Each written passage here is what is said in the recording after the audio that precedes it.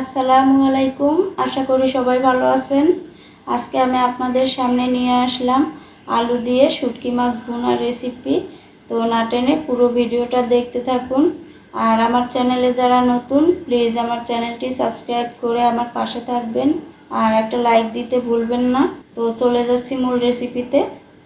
প্রথমেই নিয়েছি এখানে শুটকি মাছ, যে এগুলো লোটে শুটকি মাছ ছোট ছোট করে কেটে নিয়েছি।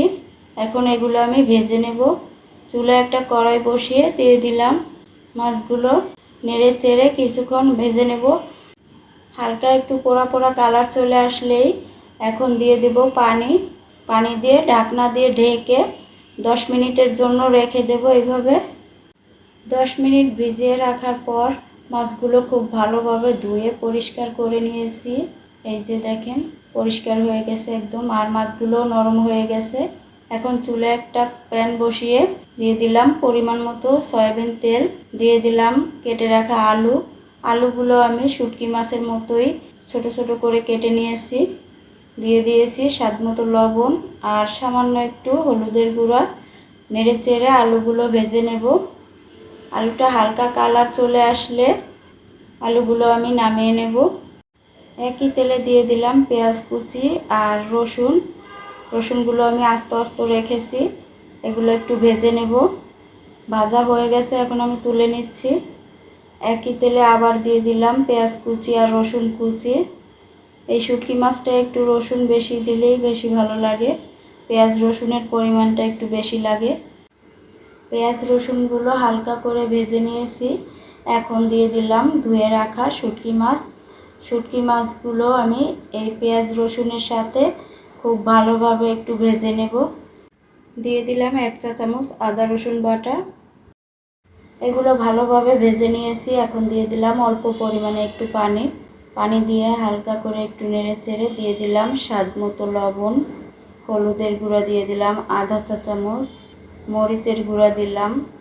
ঝালটা আপনারা বাড়িয়ে বা কমিয়েও দিতে পারেন, তবে শুটকি মাছের ঝাল একটু বেশি দিলে ভালো লাগে। এখানে আমি 2 চা চামচ মরিচের গুঁড়া দিয়েছি। নেড়ে চেড়ে কষিয়ে নিয়েছি কিছুক্ষণ। দিয়ে দিলাম একটা টমেটো ছোট ছোট করে কেটে নিয়েছিলাম।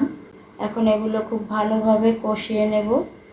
নেড়ে চেড়ে কিছুক্ষণ মাছগুলো কষিয়ে নিয়েছি। এখন দিয়ে দিলাম অল্প পরিমাণে পানি দিয়ে নেড়ে চেড়ে একটা ঢাকনা দিয়ে ঢেকে আরও কিছুক্ষণ মাছগুলো ভালোভাবে কষিয়ে নেব। এই যে ঢাকনা তুলে নেড়ে চেড়ে এখন দিয়ে দিব কেটে সেই ভেজে রাখা আলু। মাছগুলো কিন্তু এরই মাঝে সিদ্ধ হয়ে গেছে। এখন দিয়ে দিলাম সেই ভেজে রাখা আলু আর পেঁয়াজ রসুন ভাজা। নেড়ে চেড়ে খুব ভালোভাবে এগুলো কষিয়ে নেব। এই যে কষানো হয়ে গেছে, এখন দিয়ে দিব অল্প পরিমাণে পানি।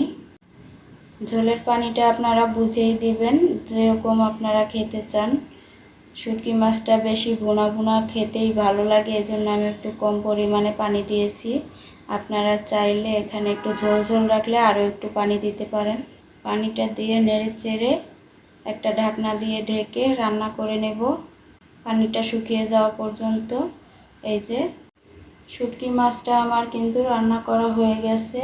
এই যে একদম পানি শুকিয়ে গেছে, তেল ছেড়ে দিয়েছে। এখন এটা আমি নামিয়ে নেব চুলা থেকে। এখন আমি পরিবেশন করে নিচ্ছি।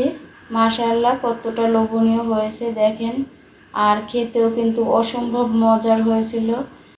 রেসিপিটা ভালো লেগে থাকলে বাসায় ট্রাই করে দেখবেন। আরও মজার মজার রেসিপি পেতে আমার চ্যানেলটি সাবস্ক্রাইব করে আমার পাশে থাকবেন। একটা লাইক দিতে ভুলবেন না। সবাই ভালো থাকবেন, সুস্থ থাকবেন। আল্লাহ হাফেজ।